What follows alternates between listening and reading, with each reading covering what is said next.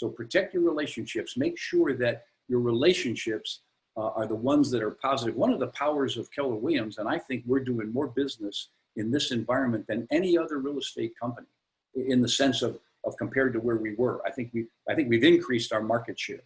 Why? Because we have environments of success. We have market centers that you could call energy centers.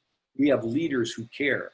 We have connected people with each other. We have, internet Zoom calls going on all the time. We are a connected company that cares about our people and our relationships and empowering them to get what they want. So protect these three things, high priority for you: energy, environment, and relationships.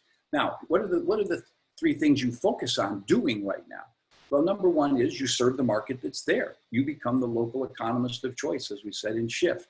You go out and tell people how to do it. Sue Adler, one of our great agents in New Jersey, she developed the thing she calls the virtual home buying process. And if you go to her website, you can see it. It's a great thing. And she puts it out on social media to say, I've developed this virtual home buying process. And of course, she describes how it works. And then the other thing she went out to the market was, and this was like 3 months ago, she said, I will tell you, here's my sense of what's going to happen with the market. Real estate will lead us out of this recession. It's led us out of every other recession. It didn't cause this one like it did the last one. It will lead us out of it. So there will be more and more real estate business being done. Two, people will value their homes more and they want bigger homes because they know they not only need a place to sleep and work, but they need a place to work. And for the kids and for them.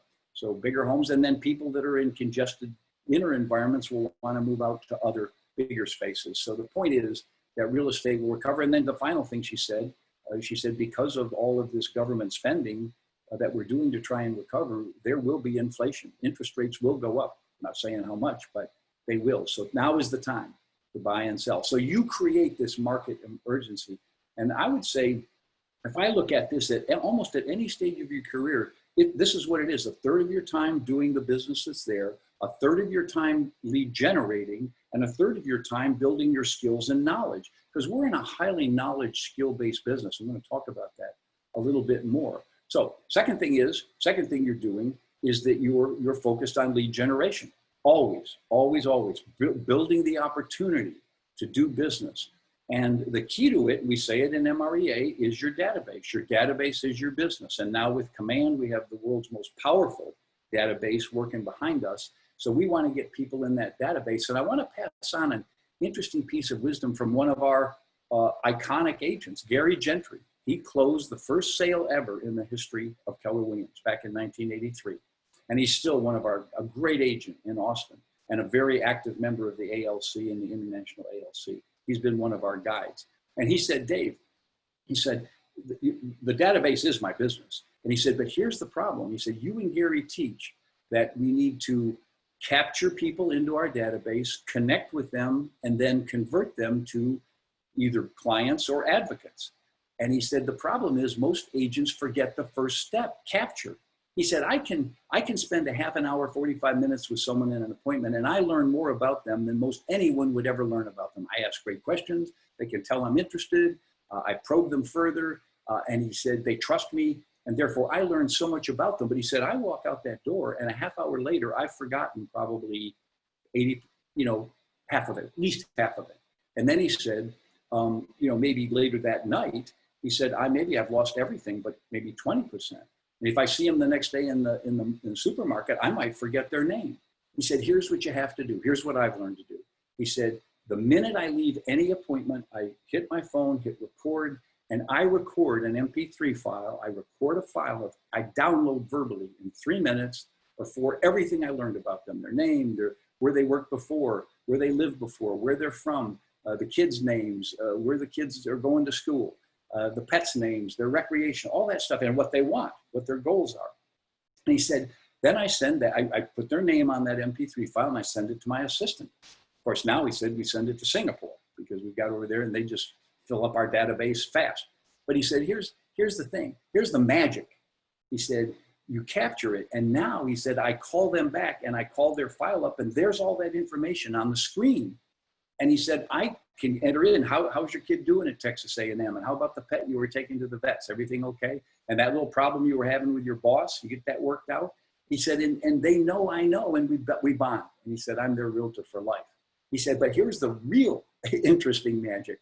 After I've called them 2 or 3 times and looked at all that information that's on the screen, I start to remember it. That spaced repetition puts it in my little computer, and I can remember a lot of the stuff about them next time I meet them. So all he's saying is, remember, do not skip the capture step. That's how you build a database. A database is not a mailing list. That's not just what it is. It's not an email, text messaging.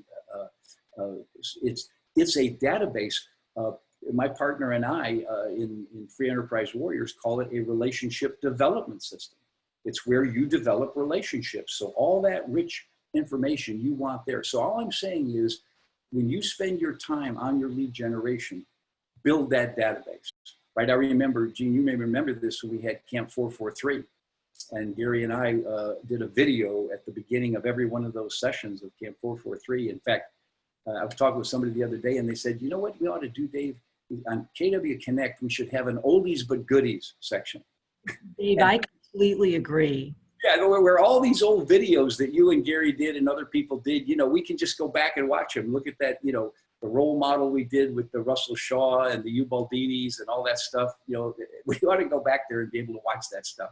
So anyway, Gene, advocate for that. We need an. I will. It's back to the basics and the original foundation. It has not. And it's oldies but goodies, and some of that was really powerful. One of the things that was powerful we put in there was the 10-5-15-5. Right? The idea that every day as a new agent or even experienced one, you should do 10-5-15-5. That is, add 10 new people to your database that you've met or in some way contacted, gotten enough information to follow through with them. That you call 5 people that you know and remind them you're in real estate and see if they have any needs. And then send out 15 thank you notes to either that group you talked to or others. And then preview 5 homes. Because market knowledge is the whole key to this, particularly earlier in your career. You need to know market. So anyway, 10-5-15-5. So lead generation, and then the final one is learning. That is, really spend time. This is a skill-based business. One of the wonderful books I read called The Warrior Elite by Dick Couch about the training of Navy SEALs. And even though their initial training is incredibly intense, the important thing is in their whole career, they train 18 months. For every 6 months, they're out in the battlefield, in the theater. And I think then recently, Kobe Bryant sadly passed away or was, killed. And there's been a lot of film about him and what a great work ethic he had and how many hours he spent practicing. And somehow or other, all these great athletes and performers just practice more than others. And I think those of us in the real estate business think it's just a show up and do it game. Well, it's not. I'm going to talk later, there's a set of knowledge, skills, and attitudes we have that make us good. And so you really want to set aside time for your learning and skill building. It's a big deal. Now, let's talk about that. There's 3 areas of professional success in any individual fiduciary service business: knowledge, skills, and attitudes. We actually call it the ASK triangle: attitude, skills, and knowledge. And let's remind ourselves that what we get paid for. We get paid for our knowledge of contracts, finance, and property evaluation. Any training you do where you master the contracts. Mr. and Mrs. Seller, by the way, I'm a master of contracts. The devil is in the details, and I pay attention to the details. I know all the addendums, and I know all the legal procedures, and I know all of the disclosures and legal requirements. By the time we get to the end of our transaction, there will be over 80, maybe over 100 pages of legal documents that I will have reviewed on your behalf and make sure you're protected in that. I'm a master of contracts. See, but the more you master contracts, the more confidence you have in this business. Number 2 is, I know finance. I mean, a lot of top agents tell me, Dave, early agents, they delegate too much of the finance information to their mortgage officer. Yes, they should do the approval. Yes, they do all the processing, of course, but you need to have the wisdom. You need to know the programs and what works and how to qualify and how to advise people, particularly if you're working with buyers a lot. And then the third one is property evaluation. We're not appraisers. Most of us aren't licensed appraisers, but we're better. Our best agents know how to price properties. They know what homes will sell for.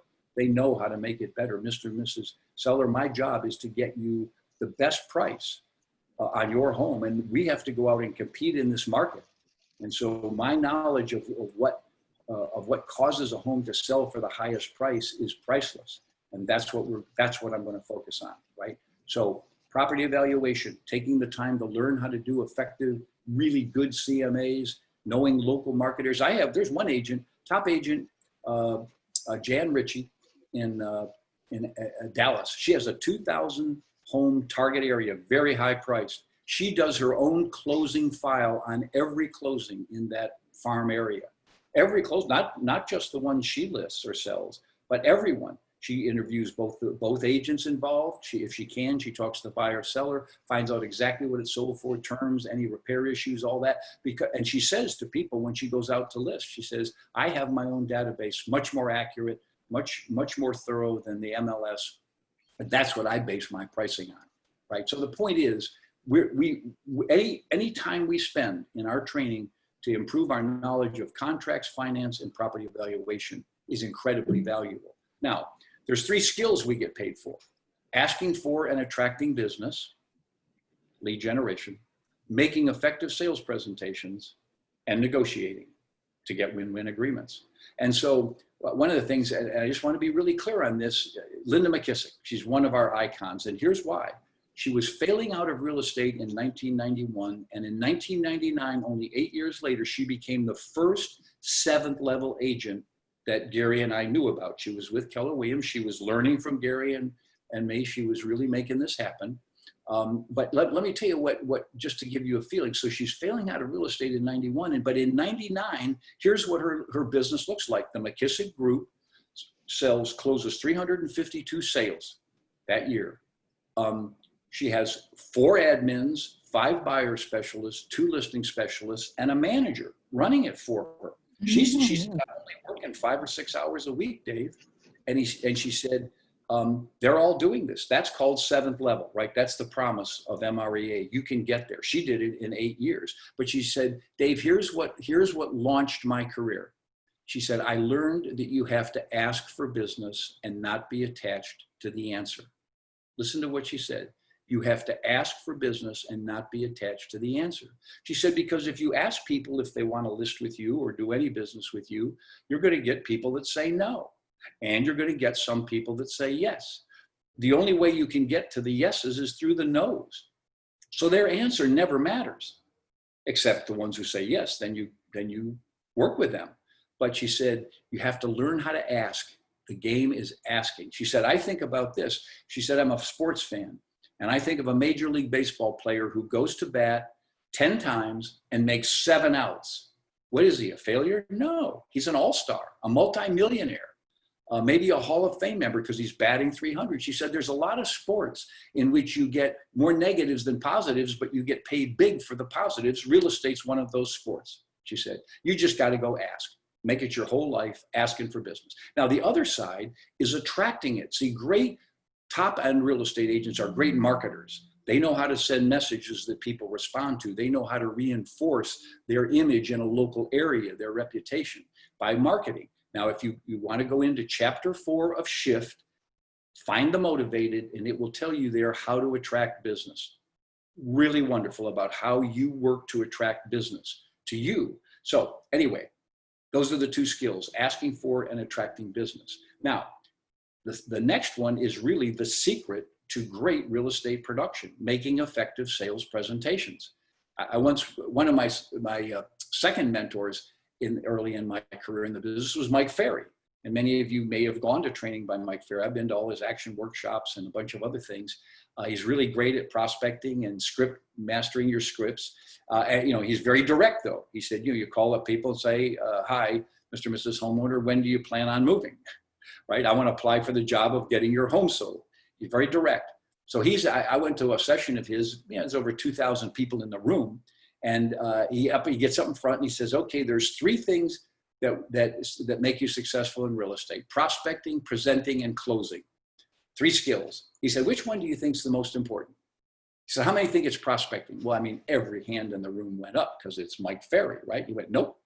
Nope. How many think it's closing, getting them to sign on the dotted line, being persistent, overcoming their objections? And maybe half the hands went up. And he went, nope. It's making an effective sales presentation, because until you can make a listing presentation, you won't prospect. You won't know your value proposition. You won't know how to articulate it. You won't know how to answer questions and objections. He said, you just won't prospect if you don't have it. But if you have a great listing presentation, you'll be excited about prospecting and getting those opportunities. And of course, he said the other side, if you give a bad presentation, doesn't matter how slick a closer you are, you're not going to get it. So just remember this, you really need to master an effective listing presentation. And let me guide you to a place that has an answer for you. Page 95 of MREA. Because on page 95, there's the 10 things you do for a seller. And right there, it's a listing presentation. You could make a photocopy of it, go in, read the 10 things to a potential seller, and that'd be the best listing presentation probably they've, maybe that they've ever heard.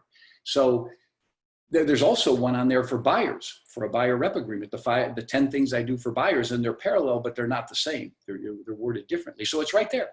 But the thing is, most agents don't do the work of mastering a sales presentation.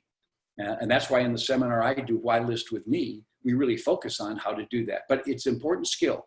And the final one is that you learn how to negotiate win-win agreements. And that's all the Y4C2Ts.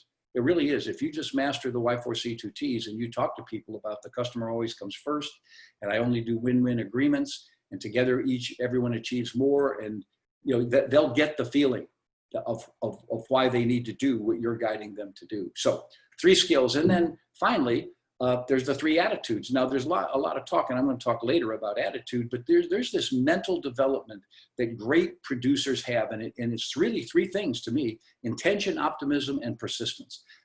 We are intentional people. We get things done. We have places we are going, right? We have goals. We know what we want and why we want it. We know how we're going to get it. We know, because Gary Keller says, if it doesn't hit your calendar, you're not serious. We know how to time block. So we know when we're going to do it. We know how we're going to do it. And so we know that. But then here's what Gary Keller says, and we have accountability in our life.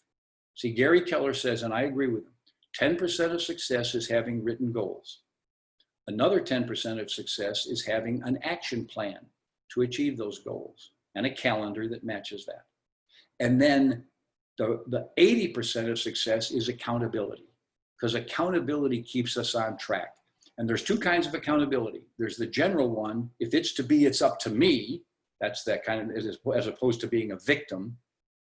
It's all because of everybody else. We take ownership. If it's to be, it's up to me. But the other is, we have a system in place where we allow someone else to hold us accountable.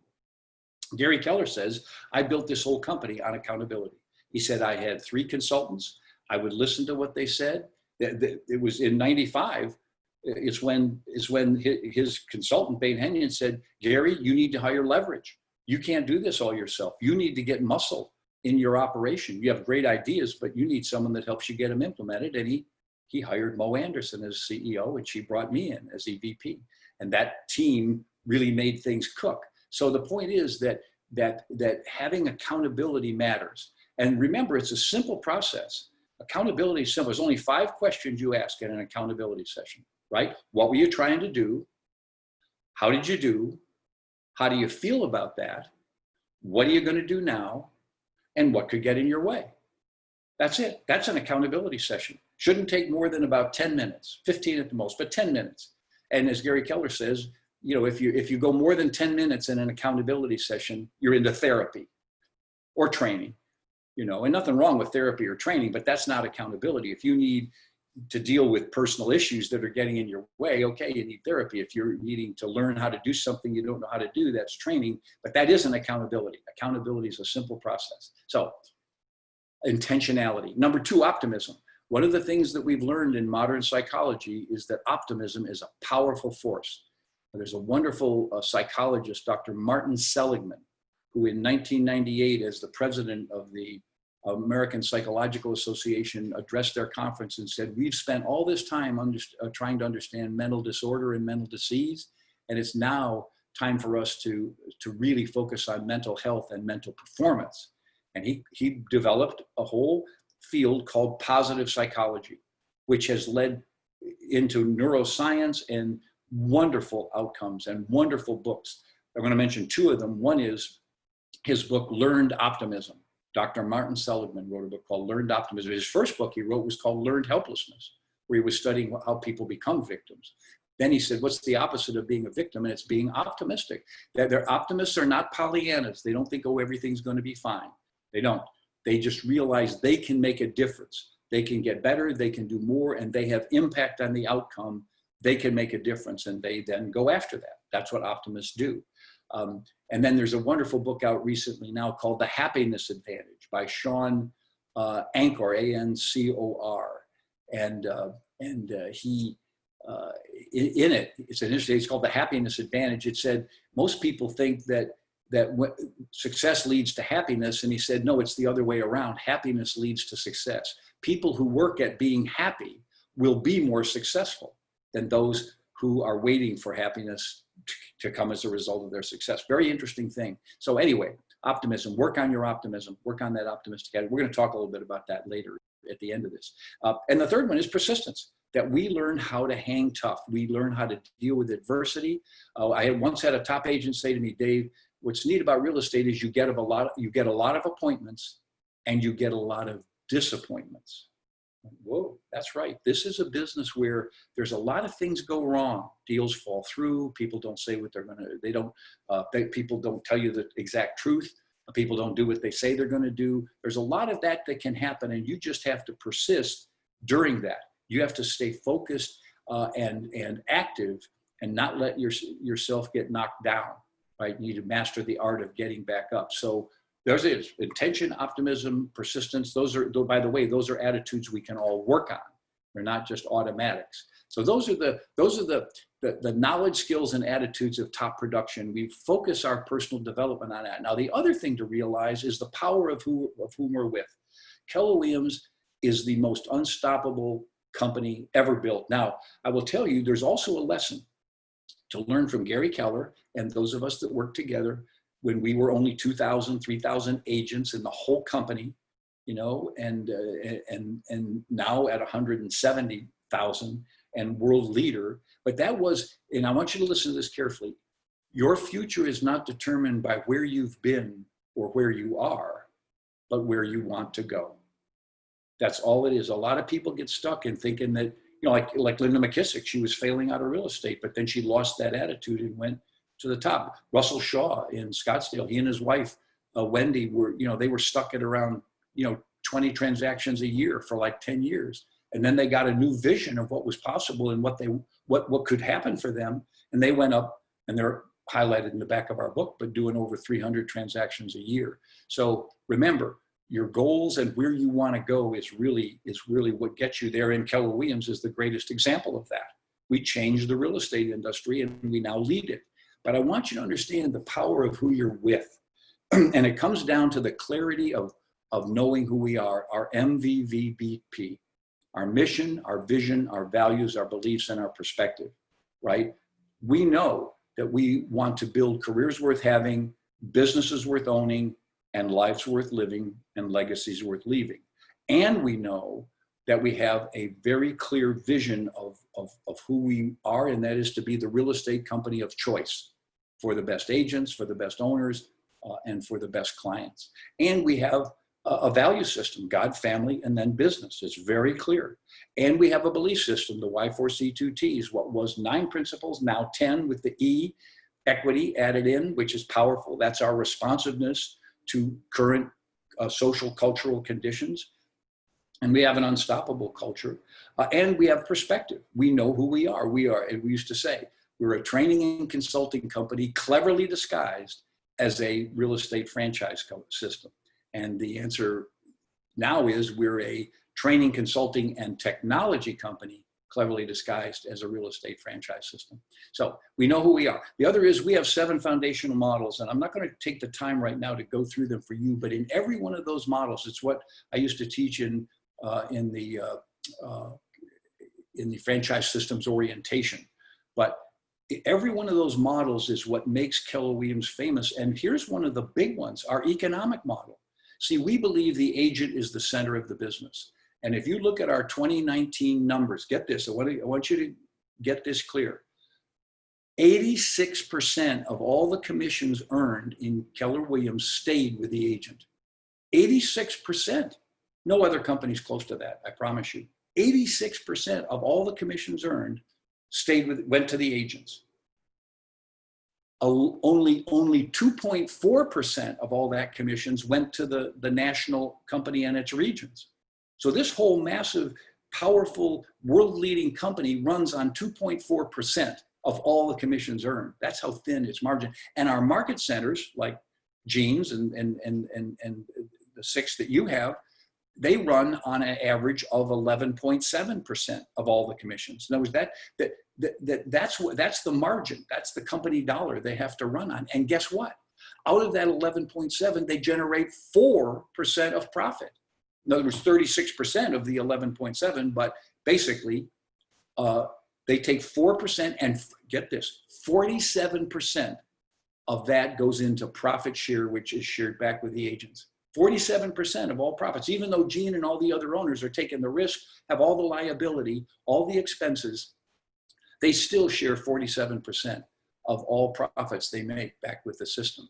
That is an amazingly generous and powerful system. And if we have time at the end of our time together, our 90 minutes, I have a little 12-minute presentation about how that money works, because it's really more of an opportunity for passive income than most people really realize. But anyway, we're built on these 7 foundational models, and now we've added in, the differentiator. And that is, in this digital age, the person that owns the platform owns the game. That's why, eBay owned the auction game. That's why Amazon owns the retail game. That's why Dell Computer did so well in the actual hardware game. And that is, if you have the platform, then you own it. Same with Airbnb, although they're obviously struggling in these days of non-travel. But the point is, if you own the platform, so Gary Keller said, we have to own the platform. And so now we have built it. We've invested millions and millions of dollars to build Command, so our agents have the best big data and artificial intelligence driven database system that they can stay in touch with their consumers. They can know all the stuff that's going on. They can manage their production. They can manage their team. They can do all of those things. And we have an element that we can give to the consumer, so they are tied with us and they have knowledge and access to real estate information that they can't get anywhere else. I say all this because it's part of what you want to be able to convey to people when they say, why are you with Keller Williams? And remember, magic comes in 3. I'm going to give you a double set of 3s right now.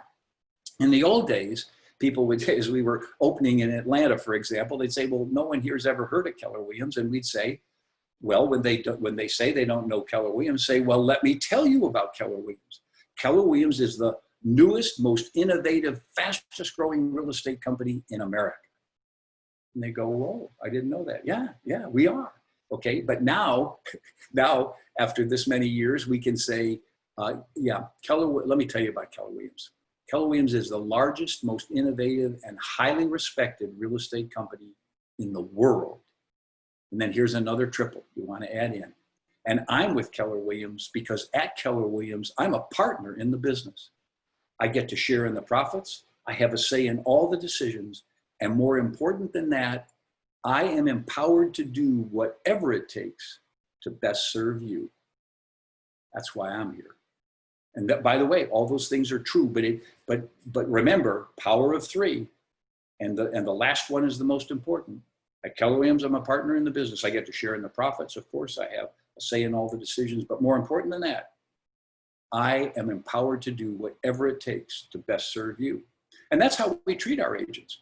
Within legal and ethical bounds, you can run your business the way you want because we know you are the business. I mean, that's an amazing thing to be able to say.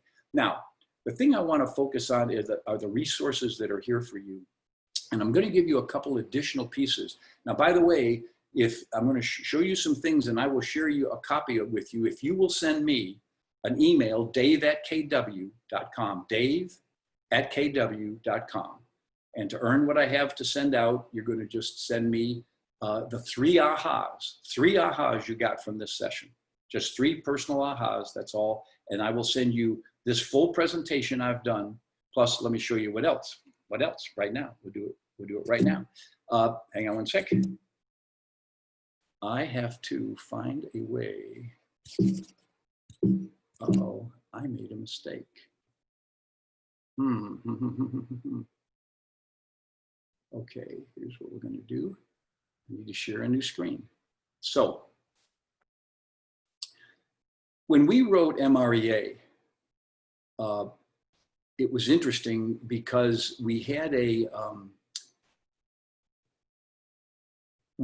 we knew who our audience was, okay? And that was high energy, fast moving people who really weren't going to take a lot of time to read a dense business book. And yet we had a lot we wanted to convey. So we wrote this book to make it easy for fast moving people to read. You can scan it.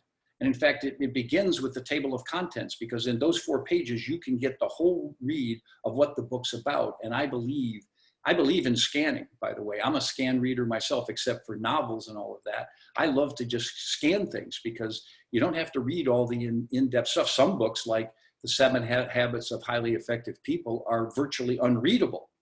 That's how dense they are. But the 7 habits are so good, it's kind of neat to get out. And I want to, for those of you who are also fast learners and scanners, I want to guide you to an app. It's called Blinkist. Blinkist, BLINKIST.com, Blinkist. And for a very low cost, you can download. And what they do is they've taken all these great books in history, all these great books that have been written, and they've condensed them down to 12 minutes, a 12-minute read or a 12-minute listen, audio, either one.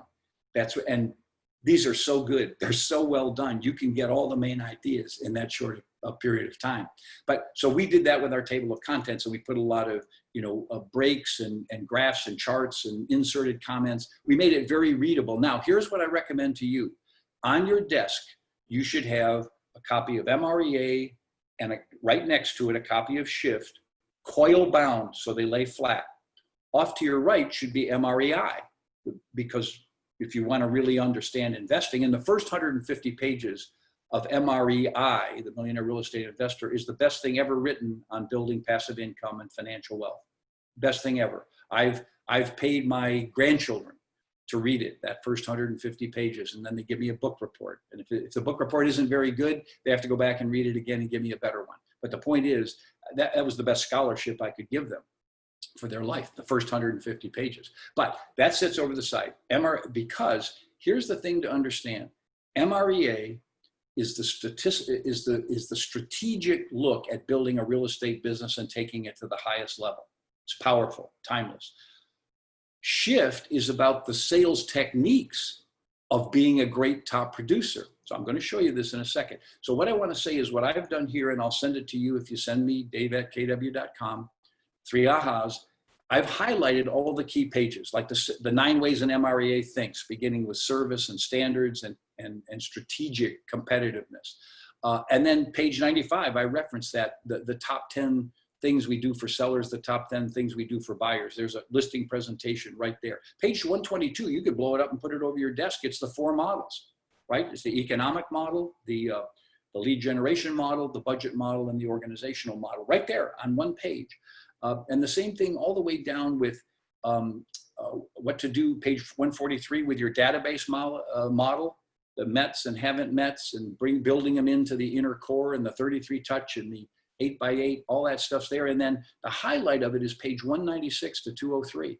The whole crux of getting to the 7th level is right there on those 7 pages. And I would just say, reviewing those 7 pages and the graphs and charts that are on those, just really key to getting the business to as high a level as you want, whatever you want. We're not advocates for building a team or building an MREA business. We're just telling you how to do it if you want to. So that's that resource. For many people, make sure that you're, that you're there. That's all I'm saying. Just make sure you're there. All right, hang on one sec. Now, when we were writing, hang on. Okay, I'm just having a little trouble getting to them. There we go. I knew we could do it.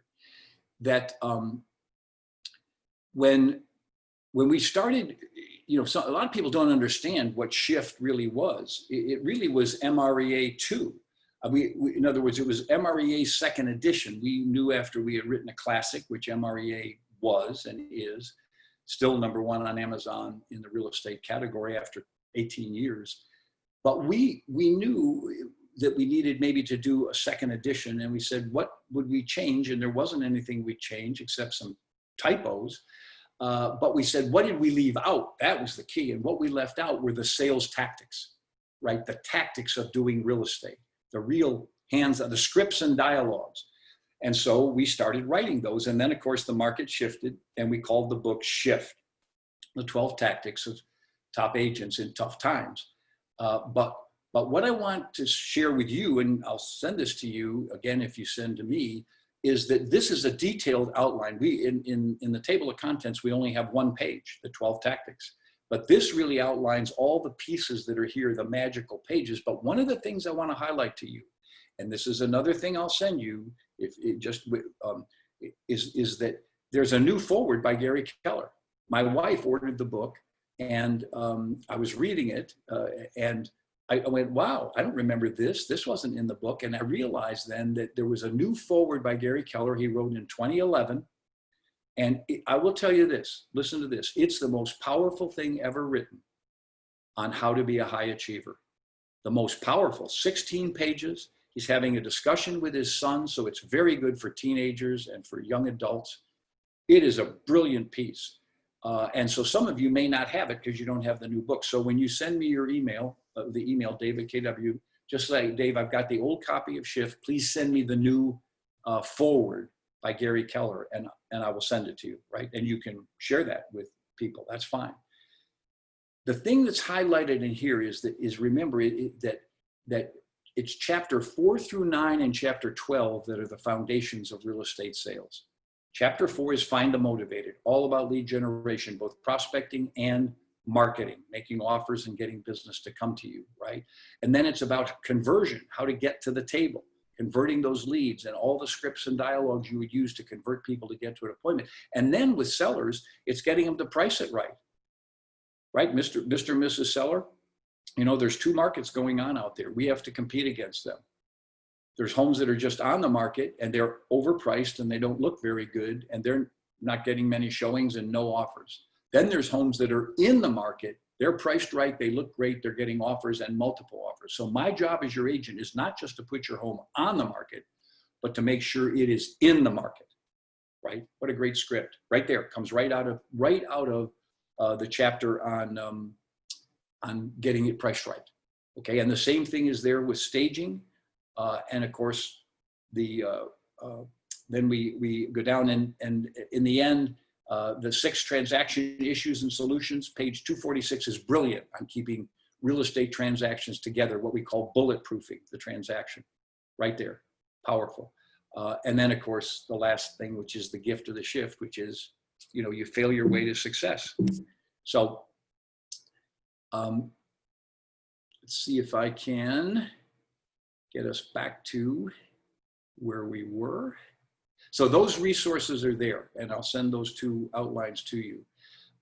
So make sure that you use the resources that are there. That's what I want to reemphasize to everybody. Now let's go into the mental side of this game we play. First of all, how do we deal with fear? Well, the classic way is fight, flight, or freeze, right? We either fight it, get aggressive, road rage, or we avoid it, or we get like a deer in the headlights. We're locked in. We say, no, it's face, focus, and figure it out. Stay there, stay calm, look at it, see it for what it is, focus on what matters, what really is gonna outcome. Is it really that dangerous? And then what's the best way through? Figure that out. And the other thing I would say to you, and this has been a motto in my life, let fear be your compass. See, if you fear something, you were meant to do it. And I'm not talking physical fear like walking on the edge of the Grand Canyon or going out in a busy street. No, I'm talking about emotional fear. Because the only reason you're feeling fear is that you care about the outcome. The only reason you're afraid to call a for sale by owner is you think they're going to say no and hang up on you. And you want them to say yes. So you're afraid, you care about the outcome. If you're talking about getting up in front of a group and teaching a class or speaking your mind, the only reason you're afraid of it is because you think you'll get up and forget what you're going to say or make a fool of yourself or whatever, but you really want to convey a good message. You care about the outcome. When you care about the outcome, you're meant to do it. So let fear be your compass. I had to learn that. This is an interesting thing. When I took the Dale Carnegie sales course, because I wanted to learn selling, and then I came back and took it again, and then they asked me to become an instructor, and I did all this work and co-taught and all that, and then finally, to be certified as an instructor, I had to go and teach a class in New York City for 3 weekends in a row with 3 other candidates. And standing in the back of the room was going to be an ex-New York detective by the name of Dominic, and he was the quality control officer of the Dale Carnegie Institute, and he was dedicated that only really good instructors would ever be certified in Dale Carnegie. And I was always afraid of being judged. I always was afraid of it. So I figured I'd fail in his eyes, and I didn't want to go. So I went to the institute manager in Albany and said, you know what, I'm too busy. I got too many other things on my plate. You know, I don't really get paid for this. I'm not going to go there. And he said, well, Dave, I know you're afraid, but you know what? I think you ought to go because you'll really be glad you did. Well, you know, so with his encouragement, I finally went. Well, I will tell you, it was so exciting. It was so good. It was so uplifting. Dominic gave me a high five at the end, said, you're going to be good. And I will tell you this, if I had let that fear stop me and not gone to that, I wouldn't be here with you today. I wouldn't have been building Keller Williams University. I wouldn't have been a divisional president of Century 21 before that. I would not have been the leader and the successful teacher that I've been able to be in real estate if I had let that fear get in the way. So don't let fear get in your way. Use it as a compass, right? That's the deal. Now, one of the neat things, Gene, was that, you know, I hadn't been on stage at Family Reunion for 10 years. I left in 2009, went on and did a whole bunch of entrepreneurial things, helped build another national organization called Master Networks, which is business to business, helped their leader write his key book called 5+1. And it was just, and then I took 3 years to just travel the country with my mountain bikes and my golf clubs and stay at Airbnbs and just, you know, have a great 3 years of exploring the country. That was wonderful. Met a wonderful, wonderful lady by the name of Gina, who 3 years ago and got married. And so my life's in a wonderful and different, enriched place. And so anyway, a year and a half ago, I reached out to Gary when he stepped back in as CEO. And I said, Gary, you've always said we needed to reinvent. Well, welcome to the club. Here you are back in the game. And he laughed and said, let's get together for a cup of tea. And we did. And I've been going to regional director meetings and been more involved now in the company, and then started to do training. And then during this COVID thing, I'm doing these Zoominars. So they asked me to speak at Family Reunion. And I mean, God bless them. They gave me the biggest room, 3,600 people in the second stage in Dallas. And so I'm standing back there, and they wanted me to do my seminar called Light My Fire, the Power of Self-Mastery.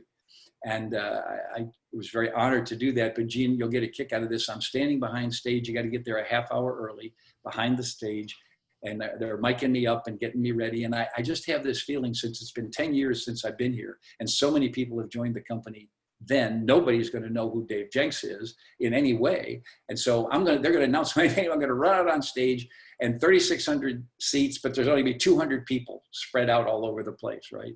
But as it turned out, you know, it was packed. They had to turn people away, and we had a great session. And Gene, guess what? I had them all get on their feet and do the Y4C2Ts. I did. I taught it. We memorized it in 10 minutes. The Y4C2Ts, 3,600 people in the room. It was really fun. But I was there, and it was amazing. Fear was so not a reality. It wasn't. And I'm so glad you walked out there to see what you did see. Thank you, Gene. It was wonderful, a wonderful opportunity. Well, what I want to share with everyone here is the heart of what I said to them, which is that, you know, that the title of the seminar is Light My Fire. And I said, FIRE is a good acronym. We know we love acronyms in Keller Williams for how to build that self-mastery into your life, how to really take charge of your own life. And I said, the F stands for freedom, the I intention, the R resilience, the E enthusiasm. Let's just take a quick run through. Freedom for me comes from the book, The Greatest Miracle in the World by Og Mandino. And in it, he gets a memo from God. And God says, I have created life to be abundant, and you can have whatever you want if you will do these 4 things. Number 1, count your blessings. Well, I'll tell you what, That's made such a difference in my life. Every time I start to feel negative or worried or down, I just count my blessings, including maybe the adversity I'm facing, because that kind of is a boost. It lifts me up. So count your blessings. Number two, affirm your uniqueness. In other words, I've created you, God says, I've created you to be a unique human being. You have your own assets, your own skills, your own personality. Work on that. Work from your strengths. Bridge your weaknesses. Don't try and be somebody else. Be you. Don't worry about whether you fit in with other people. Be you, right? So affirm your uniqueness. And then the third one was use your God-given power to choose. Don't be wishy-washy. Choose to do things. Do for it. Go for it. Decide what you're going to eat. Decide what restaurant you're going to go to, what movie you're going to see, what your goals are. Do it. Decide it. Don't go, oh, well, you know, I'm not sure, that kind of thing. Don't do that. And he said, once you get proactive in making decisions, you'll make other decisions, but you will be making decisions because I've given you that God-given power to choose. You get to choose. And the fourth one doesn't really fit under freedom. It fits under resilience. It says, go another mile. In other words, don't go the extra mile. That's a hypey thing. Go another mile. See, I remember this coming out of Alcoholics Anonymous. You know, that we had this little chip, and the chip said, one day at a time. I wasn't committing to a lifetime of sobriety. I was committing to one day at a time. That's all I could do, was one day at a time. Well, here we are 20 years later, and we're still doing one day at a time. It's an interesting thing, you know. So anyway, freedom. Count your blessings, affirm your uniqueness, and use your God-given power to choose. Now, intention, we've already been through this. So let's just be clear on it, right? It's knowing what you want and why you want it, and giving yourself permission to go after it, by the way.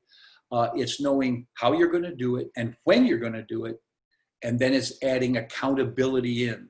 So it means be on purpose, right? Live in gratitude, be on purpose. Resilience is this, you know, in this day and age, the modern psychologists talk about building your resilience zone. That a lot of people are able to take on more adversity because they have a big resilience zone. They think back on the things they've overcome before, and they realize they can, and they don't get knocked off their feet. They stay resilient. We used to call it the comfort zone, right? That you have this area of your life where you're comfortable. And then when you get to do something you haven't done before or is different, it gets edgy, uncomfortable. But then once you stay there and do it for a while, you get comfortable, and therefore you've expanded your comfort zone. See, I think the game in life is to expand your comfort zone and your resilience zone. Modern psychologists say there's two kinds of people. There's two kinds of people. There's growth-oriented and stability-oriented. Growth-oriented people believe they can always increase their knowledge, expand their bandwidth of skills. They can learn to do more. They can become more effective, right? More productive and effective. Stability people say, I am who I am. What you see is what you get. Tell it like it is. Doing the best with what I've got. Nothing wrong with that. It's not immoral. It's just that it's kind of stuck. Whereas growth-oriented people, so be a growth-oriented person, you know, build your resilience. Learn. I once had an agent say, from Utah, say, you know, I want to be the calmest person in the transaction. And I think that ability to stay calm, you know, it's like the poem by Rudyard Kipling called If you can keep your head while all about you are losing theirs and blaming it on you, right? So it's just, that's a wonderful poem about mental resilience. The other thing, my wife and I, and of course, Gina, my wife she works with women's empowerment. So she is really good at the emotional side of helping people deal in their business. But we say, use the term melt. Melt the stress away, melt. And that's another acronym. M stands for meditate. See, I've been meditating for 40 years. I learned under the Maharishi Mahesh Yogi, the guy who taught the Beatles, but not him, actually one of his staff members. I learned how to meditate, use a mantra, and I can relax easily, instantly. And I can go down 5-10 minutes or 20, whatever I want, come out of it feeling really renewed and calm. But my wife, who has trained in hypnotism, takes it deeper to what the neuroscientists call theta level meditation. So in other words, your normal monkey mind is called the beta level. That's when everything's busy and going on, right? It's where you're generally active. The next level down is alpha, where you're physically relaxed. That's where I get with my meditation. She takes people deeper to what's called theta level. I work with her every week for 2 hours because it's so powerful. When you get to theta level, you can deal with your subconscious. You can get down underneath it. You can give yourself positive messages. You can come out of it with more creativity, more wherewithal. It's great. So M, meditate. E, exercise. And this doesn't mean go out and do a workout. This just means get moving, right? Go for a walk, climb stairs, shake it loose, shake your body loose. It's to get the blood flowing, right? So meditate, exercise, laugh. Go to your favorite comedians on YouTube on a regular basis and laugh at yourself, laugh at the funny things that you do, the mistakes you've made, right? Laugh. And then the final one is train. That's the Gary Keller one. I mean, Gary Keller goes to family reunion. He maybe goes to, 18, 19, 20 sessions. Every session he shows up, he's got to be Gary Keller, the one with some answers and some inputs and some stimulating things to say. And he does it calmly. Why? Because he's prepared. It's like, I don't know how many of you may have seen the movie Free Solo by about Alex Honnold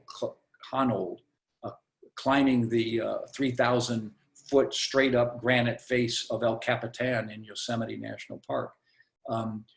He does it without any ropes, without any protection. All he's got is his hands, his shoes, his little tiny shoes, and a bag of chalk to keep his hands dry. And that whole way for 4 hours, every step of the way, he's got a handhold, foothold. If he loses it, he's gone. He's gone. The guys that were filming him, who were climbers themselves, couldn't even watch. They'd have the camera set up on him and then they would turn away. They were so nervous for him. But what he said was, the key is preparation. He said, I've been preparing for this 10 years. I knew every handhold. I knew every foothold. I knew the whole way. I'd done it. I practiced it with ropes and all that, but I'd practice it. I knew I could do it. And he said, the other thing is I never think of consequences. I never do. I just think of the moment. What do I need to do right now? I never think, what if, what could this happen? He just doesn't think that. So that's trained, right? That's how you train yourself. So meditate, exercise, laugh, train, and bring on. I think some of the training is bring on stress. You think of great athletes, they just bring on the stress. They put themselves under stressful conditions, physically, whatever, before they get into performance, because they know once they get in the game with spectators there and everything else, the pressure is even going to be higher. So they practice building their resilience. So resilience, stay calm, and focus. And the final one is the God one, enthusiasm. And theos is Greek for the God within. We are all born with this God force inside us. You see it in little kids. They're curious, they're anxious, they're energetic, they're looking to learn. They fall off their bike, they get back on, the blocks fall over, they pile them back up. They just keep at it, right? Because they have that energy. And so I would just say our goal is to really work to get in touch with that inner child, that inner God-given force that is meant to live life fully and boldly and courageously, right? So light my fire, F-I-R-E, freedom, intention, resilience, and enthusiasm. Live in gratitude, be on purpose, stay calm and focused, and may the force be with you. And then the final thing I just want to hit, just as a summary, is just remember this, that life is a self-fulfilling prophecy. As you think, so shall it be. You get to create and determine your own life. My wife calls it manifesting. That which you think about, you will make happen. That's how the universe works. So life is a self-fulfilling prophecy. Work on what it is you want to do and how you are thinking, your mindset. And then the next thing is just don't be surprised. There will be challenges. That's how God's designed it. Just there's going to be challenges. There's going to be adversity. Things are going to go wrong. Hey, just take them on. My son gave me, when I was coming out of Alcoholics Anonymous, I had a long talk with my son, our youngest boy. And he said, Dad, isn't it amazing? God gives us the bread of adversity and the water of affliction so that we can grow spiritually. Isn't that amazing? My own son teaching his dad. Isn't it amazing, Dad? God gives us the bread of adversity and the water of affliction so we can grow spiritually. I think that's the whole game. We can do whatever we want. We can go for whatever we want, but we're here for spiritual growth. And that's why there's tons of adversity and things that go wrong. It's how we learn. It's where the tests are. So I just say to you, thanks for letting me be with you. Remember, if you want a copy of this or any of the other things that I've shared, the outlines of MREA and Shift, and my 10 favorite books on dealing with adversity, right, which includes a couple that I mentioned in there. I'll send that to you. Also, just send an email, dave@kw.com, and you have to earn it, of course. You have to tell me three ahas that you got from this session, and I will happily send all that to you. Dave, I'm going to ask you not to end the session at this moment. I heard you say that you had a little bit to speak on about profit share and what that's all about. And I think so many of us have not really looked into what that does for you. Are you still able to do that for us? Sure. No, I'd be happy to. And it'll take about 12 minutes. And then, by the way, after that, if anyone has any questions or whatever, I'll stay as long as you want. Okay, Gene? For anyone that has questions or anything they want, me to talk about, I'll be happy to. So let me just real quickly go back and get what I am looking for.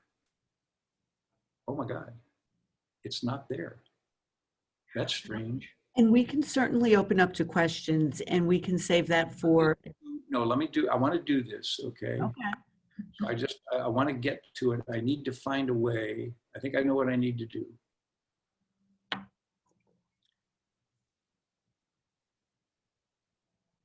What's funny is it's already up there.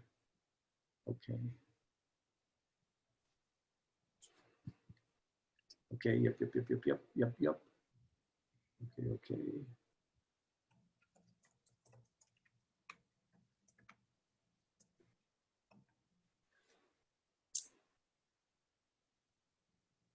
I got it. Okay. All right. This is it. This was the technology test. A few magic moments. Yeah, that's right. This was the technology test. It's funny that you kind of have to learn these tests. So, okay. So real quickly, here's the thing. When I first joined Keller Williams, and I was really looking at the model. And of course, the interesting thing was, I was the divisional president of Century 21 out of Dallas, Texas for 7 states. And I watched this little company start to grow. And I was a dear friend of Mo Anderson's because she had been with Century 21. And so I tried to recruit her to Century 21 because I became a divisional president. And she said, Dave, I'd love to, but I've shaken hands with Gary Keller and I'm going to do a region with him. So I didn't push it because I know Mo's that kind of a person. But when I joined it, I watched it grow. And I just said to Gary, because I'm a businessman, I said, Gary, just tell me this. Why would you build a company where the owners who take all the liability and all the risk have to share almost half of their profits whenever they have them with your agents in your profit share system? And he said, Dave, here's the key. I wanted owners smart enough to understand that if you will take care of the people with you, you'll do better. That's one. Number 2 is I wanted agents to have a chance to build their own real estate company, because owning a real estate company is something a lot of us want to do, but without having to leave Keller Williams or without having to take the financial risk. And I went, interesting. So I got a chance for 12 years to oversee the profit share system. And it was amazing. But what I understood was Gary cared about the opportunity for financial independence and wealth building and passive income. And here's the thing to remember. In Keller Williams, you have 6 choices. Well, you have several choices of what you can do for long-term income. One is you can build a great single agent real estate career like Althea Osborne did. I mean, she makes over $1 million a year in profit share, but she still loves to sell real estate. She's in her 80s, still loves to list and sell real estate. Never had a team, said I never wanted the complexity of building a team. I had a great assistant. She had a wonderful assistant. She said, that's all I needed. So that's option 1. Number 2 is you can build a 7th level MREA business like Linda McKissick did, where you've got people working for you under your name, doing everything, sending you profit. Then you can personally become a millionaire real estate investor. We're in the investment game. We got the greatest investment other than business ownership right here in real estate. You can do that, or you can make that part of your business and also service investors as well as be one. Or you can, and this is the tricky one I want to warn people about, you can start your own real estate brokerage company. And it's complicated, dangerous, and a very thin profit margin. and very fragile, but I want to talk about that. And then sixth, you can grow a Keller Williams profit share business. And here's the point that I want to say, Gene, it is a business. It's a real business. Let me show you what I mean. Robert Kiyosaki allowed us to use his cash flow quadrants, and he said, money comes into your life from 4 directions. You can work for somebody and be employed. You can be self-employed, like we are in real estate. But he said, on that side of the quadrants, you have to show up to earn the money. You have to work. You get paid for your work. On the other side, you get paid for what you own, your asset. He said you can own a business. Now he's talking about at the level where you're the owner, you're not in it. Although he said to get to being there, sometimes you have to work in the business, then you get to be the owner of it, but business. Or you can use part of your money and invest it and have it work for you. So you have investments. Now what Gary Keller wanted to do, and he did it with Mo Anderson and me, was that we wanted to show how people could take their self-employed job and turn it into a business at whatever level they wanted, at whatever level of leverage they wanted, at whatever size of production they wanted, whatever size of profit. They could turn it into an MREA business. Or we wrote the book, second book we wrote, they could become an investor. And that book shows you the wonderful way to invest in residential income property and become a millionaire. Or you could do all of it by having a millionaire real estate agent team that also services investors. Now, here's the thing. As we were talking about this, we said, well, where is Keller Williams profit share? Well, it sits way out here to the right side. Clearly it's a passive income quadrant. It's not over on the left, but is it a business or an investment? Do I get paid because I did a little bit of time now to refer people in, or is it really a business I'm building? Well, let me show you. Here's the thing. If you're going to build a real estate business, a lot of people get enamored by this idea of owning up their own office, having their sign, up there. And what I'm going to present to you now, very quickly, I can't tell you how many agents have come up to me who came back to Keller Williams and said, I wish I'd seen this, Dave, before I went out and tried to build my own company. I did not understand what you're telling me here. I wish I had seen it. Number one is you've got to get an office facility, buy one or lease one. You have to build it out and furnish it fully, right? You're spending money, none's coming in. You have to buy and install all the equipment and technology. Again, you're making investments, no money coming in. You have to hire staff, sales manager, unless you want to be that yourself, which most agents don't, administrator, receptionist. And then you have to do the one thing every real estate company has to do. You want to recruit agents to your economic model. And by the way, you're competing with all the other models out there of service and economics, as well as the world's most powerful company, Keller Williams. So it's not an easy thing to do. And then you have to deliver on your value proposition, deliver all the training, marketing, technology, whatever you need to do, you've got to deliver it because you said you would. And then you've got to retain professional services. You've got to retain a broker unless you want to be the broker. You've got to get legal and accounting. And then you have to deal with all the regulatory agencies, Real Estate Commission, IRS, Labor Department. And by the way, if they come in and they want to do an audit, everything else stops. You are going to spend all your time with them, answering their questions, giving them all the files and forms and things that they need. And by the way, if you've done something wrong, they don't care if you didn't know that was a rule. If you violated their regulation, you're going to be in trouble, right? And then you have to oversee the whole thing. You have to manage it, hold it accountable, look for people, hire them, fire them if they're not doing a good job, work the budget, make improvements as you need to. So here's the thing what Gary Keller made clear to me, Dave. I want people to be able to build a company under their name with only having to do one of those 9 things, and that is just recruit producing agents. Actually, in Keller Williams, you don't have to recruit. All you have to do is refer. We refer all the time. All you have to do is build your relationship with other agents where you have credibility with them, have them talk to someone in Keller Williams who's trained to lead them through and answer all their questions and make the presentation. You do not have to do a recruiting presentation or master one. Just be enthusiastic about what you love about the company. So now here, by the way, is it a company? Let me show you. I'll show you the Dave Jenkins Profit Share Company. Built it in 1996. I've only sponsored, Gene, I'm embarrassed, 6 people. I've only sponsored 6 people into Keller Williams. I was helping other people do it. I didn't really see this for myself. I only sponsored 6, but guess what? Here, 24 years later, there's 1,176 associates in my 7 levels. They're all under me.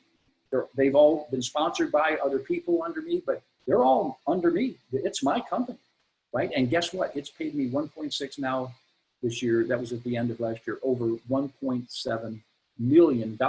That's what it's paid me. And here's what it looks like. You know, it starts up slow, like a lot of businesses. I got up to 66,000 in pure passive income, went down in the 30s, came back up, and you can see in this last 5 of my encore years, it's been over 170,000 on average those 5 years. So, by the way, that money comes in on the 21st of the month directly into my checking account. And now, here's the fun thing. Now it goes into my LLC account, which is the Dave Jenks Legacy LLC. And I'm a member, and I get most of it now. My wife, my son, and one of my brothers. They have different percentages. And when I pass away, all their percentages increase to a high level. You know, so I am really passing on an asset to my estate. It doesn't even have to go through probate. This happens automatically because Keller Williams is just sending the checks to the LLC, and I've got my little company agreement as to what happens when I'm gone. So it's a real asset. And I will tell you, all the other people that are trying to do profit share or revenue share or anything in the industry, it does not go like that. When you stop producing, it drops way down. When you leave the business, it's gone. When you die, it's gone. Right? So just understand that that's not what it is. This is, Gary Keller said, I want them to have their own chance to own a business. Now, this is me at the low end. Let's look at the high end. Linda McKissick came to me in '99 and she said, Dave, Gary Keller's asked us to do a pro forma on some business other than listing and selling real estate. What should I do? And I said, why don't you do profit share? She said, what do you mean? I said, what if you really treated it like a real business? Had an assistant, maybe built a database, all those relationships you have through Howard Brinton and Mike Ferry and others, you know, talk to people, tell about Keller Williams, have them join us, and then they'll be part of your profit share company. Well, her eyes lit up. She said, wow, what an opportunity. So here's what's happened with she and Jimmy. They're stacked in the tree because husband and wives get to collect profit share at 2 levels. They have 32 people in their first level. That's over 24 years. You know, that's not like a ton of people. They're not spending much time recruiting. You know, they're using relationships, occasionally adding people in. They have 9,341 in their 7 levels they get paid on. Who knows how much business they're doing. My business, by the way, with 1,176 is averaging over $200 million of real estate sales every month. I have a $2 billion company under Dave Jenks. It's amazing. So what have they received? Ready? Fasten your seatbelts. $12 million through the end of last year. $12 million in profit share. And here's what it looks like for them. Went up to 469,000, dropped back down during that tough market time to 244. You could probably still live on 244,000. Now, here's the interesting thing. With Keller Williams Profit Share as a company, it never goes to zero, never. And it never goes negative. You'll never go bankrupt. It can't go bankrupt. It can't go negative. Isn't that amazing? It's amazing. So what it is it's a source of passive income with no financial investment, with no risk, no liability, and no management responsibility. And here's the final thing I just want to say to you. Yes, it's a business worth owning, but here's all you have to do. Master the referral process just like you have in referring out sellers and buyers and getting paid a referral fee. Build great relationships with other agents you're co-broking with or in the MLS or anywhere around the country. Be curious about their business, talk with them about their challenges, share your own career path and challenges, be enthusiastic about what you've gotten from Keller Williams. That's all you have to be. And then introduce them to a Keller Williams leader. Then follow up with them to make sure they're getting all their questions answered and that they name you as the sponsor because you're the one that made the direct referral of them based on your relationship. And when they join, congratulate them on joining the family. And then you get this report every month, tracking the growth of your profit share tree, which is in fact your profit share business. And I would just say to any of you, now just go build a business worth owning, because it is. Dave, so well said. Yeah, well, you know, it's interesting to me that a lot of people sort of think it's like this little gimmick in Keller Williams, right? There's kind of this little, oh, you know, it's kind of a thing and it's how we grow. And you go, no, it's a real business opportunity that naturally you can make a part of your goal. I mean, if you were just sponsoring a couple people a year into it, you know, 20 years, 15 years from now, your passive income would be more than you would ever imagine. Why? Because the Keller Williams system is set up that way, right? The fact that the way it's set up, the way we build our market centers, that they can operate on 11% company dollar and still drop 44% to the bottom line and share 47% of that with the agents is amazing, isn't it? I mean, it's just an amazing economic model. So, anyway. Dave, 6 minutes left till 1 o'clock. I think we have a few questions. Are you Okay, open? please, no, ask them, and I'm not on a tight time. I'm okay to be. I know you guys are. You're probably on more. See, I'm in my encore years, right? I did my main gig where I actually had to show up and get paid, right? Now I'm in my encore years. I just get to do what you know, to play the songs I love to play, and so I'm here. I'm here for as long as we need. Excellent. Well, we have a hand raised with Galaxy 9 or A71. I don't know who that is, but Okay. are you unmuted for your question? All right, we'll take the next question. Who's out there? Or if they can chat it in, right? They can chat a question in, and you can They ask also it can do that, correct? if they can unmute. Hi, Gene Bramblett, by the way. Just saying hi to my old buddy, Gene. Any questions, please unmute. I have unmuted Galaxy A71, whoever you are. Talk to us, Galaxy, from another part of the universe.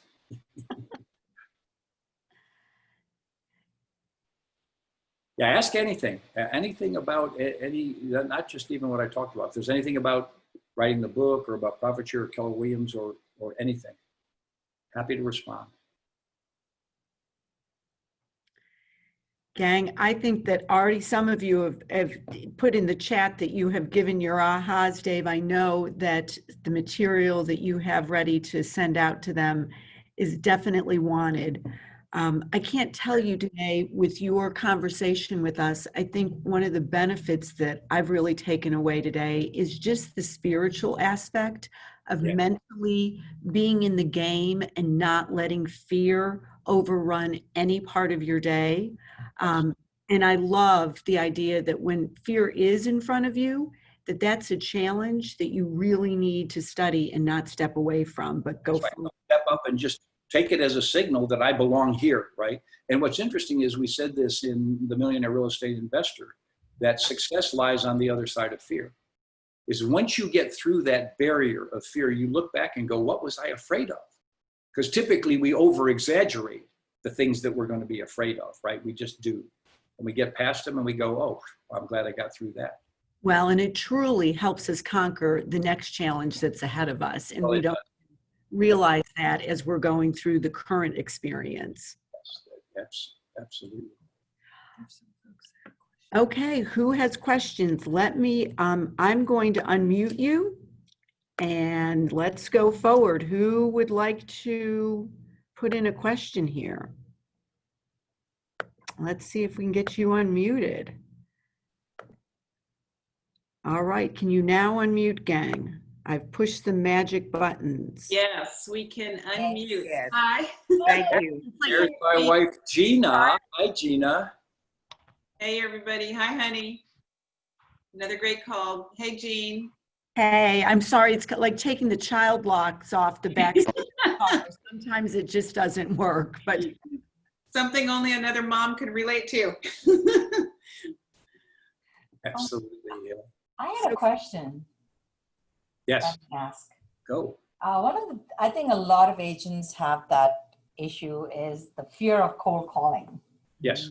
And you did mention, which was also one of the ahas, is like, hey, fear is just, it's make it your compass and just go for it. And you should not relate yourself to the answer, not to attach yourself to the answer, right? But they give Yes. you. Yes. We were talking about in Bold that, when you make cold calls, talk about COVID, how the family is doing. But suppose you don't want to discuss COVID and you want to make cold call. What would be the best way or direct way to talk to Hi, are you folks planning on moving? Excuse me? Hi, are you folks planning on moving? No. Okay, great. Thank you. Bye. Yeah. Ah, No, I mean, here's the thing. okay. This is what Mike Ferry teaches. It's not about, you're not trying to build a relationship or build a discussion unless there's a chance they could do business with you. And if you say, by the way, when do you folks plan on moving? And they go, really? How did you know we were moving? Well, I just had this sense. I get a sense that, I could be of help to you. I help people sell their homes. And so, great. What would be a good time for us to get together? Since I've called at exactly the right time. See, the thing is, when we say don't get attached to the answer, it's also don't get attached to the discussion. Decide, why am I calling? I'm calling to see if they need to buy or sell real estate. Now, if I'm calling a past client, yeah, hey, how are you doing? How are the kids doing? Do you like the home? Is it everything you want it to be? If I'm working with people in the neighborhood to sell this area, what should I highlight makes it a great place to live? Yeah, by the way, are any of your neighbors, do you have any sense that any of your neighbors might be moving? Is there anyone that I should be calling over there to help out? So you're always going right back to business. Even if you just called and said, hey, I'm doing a survey of the neighborhood. How long have you folks lived at this address? Okay. Yeah, and how did you happen to pick this area? All right, good. And if you were to move, where would you go next? All right. And when might that be? See, and if they go, well, probably never, you go, great. Well, thank you. You've answered my survey. It's helping me. See, get clear on why you're calling. And if you're just calling to see if they need to sell, like, for example, I'll give you a great script that just where you're not attached to the answer. Sherry Puffer, a lady I worked with down in North Carolina, Jean, you know her, helped launch the Carolina region. She's a sweet lady, and she likes to work for sale by owners and expireds. And her call goes like this: Hi, my name's Sherry Puffer, and are you folks still looking to sell your home? Yeah, we are. But are you a real estate agent? Yeah, I am. But I just want to know, are you still looking? Well, we're not going to work with a real estate agent. Oh, I understand that. I just want to see if I can help you sell your home. Well, yeah, but we're not going to list with an agent. I understand. I really understand that. What would be a good time for me to pop by, take a look at your home, and see if I can help you sell it? Well, listen, we're not going to list our home. No, I understand that. I just want to do a pop by and see if I can help you sell your home. Well, why would you do that? Well, because that's what I do with my life. I help people sell their homes. Some hire me, some don't. I don't care. I help everybody sell their home. Isn't that beautiful? And here's what her thing. She'd make 30 calls in a week. She'd get 10 pop buys. 8 of them would actually turn out to happen. And she'd take 3 listings. Wow. Wow. But she was totally attached. The other thing, I remember Jim Droz was the #1 agent in all of Century 21 for 3 years in a row when I joined from Santa Clarita, California. Here was he said, people do business with people they know. So he had a 600 home neighborhood. He went to every door, knocked on the door. And here was his script. Hi, Mr. and Mrs. Homer, I'm sorry to bother you. I know this is your quiet and personal time, but I just have one question I want to ask. It's my commitment to make this neighborhood a better place to live. What one thing could I do or cause to be done that would make this a better place to live? And that was it. That was his whole script. And then if they invited him in or wanted to talk or he wrote it down or whatever, but he took, in the first 6 months that he did that, he took 37 listings. So don't get attached to the direct answer, but still remember why you're there. You are there to find out if they need your services. Yeah. And talking about COVID isn't going to take care of that. That makes sense? I mean, that's why Mike Ferry is such a powerful trainer, because he says, just go straight to why you're there. Other questions, gang? Unmute if you have a question. I hear a few of you unmuted there. Dave? We're at 3. I cannot thank you enough for your time. Truly. And I just want to once again honor what you have built. It's amazing what Keller Williams has become in Atlanta and the Southeast. You've set new standards. We're very proud to be in business with Keller Williams, Dave. It has changed lives for so many, and that is our mission, to continue to bring value and do that. And it will continue to do that, because we're the one company built on relationship, and we're the one company built on really thinking through all of the pieces of what we put in place, which is why that economic model works so amazingly, right? Yeah. It absolutely does. Gang, I can only hope that we see Dave with us very soon. I cannot thank you enough for this hour and a half today, Dave. It was fantastic. All of you, go out, get a listing. Do not be attached to the outcome of that phone call. Just make one after another, and before you know it, you will be looking for an assistant or to double your assistant. And just work at practicing your presentation. That's the key. Yep. Mastery. Yep. All right. Thank you, Dave. Have a great day, gang. Take care. Bye-bye, everybody. Bye. Appreciate you so much. Thank you. So.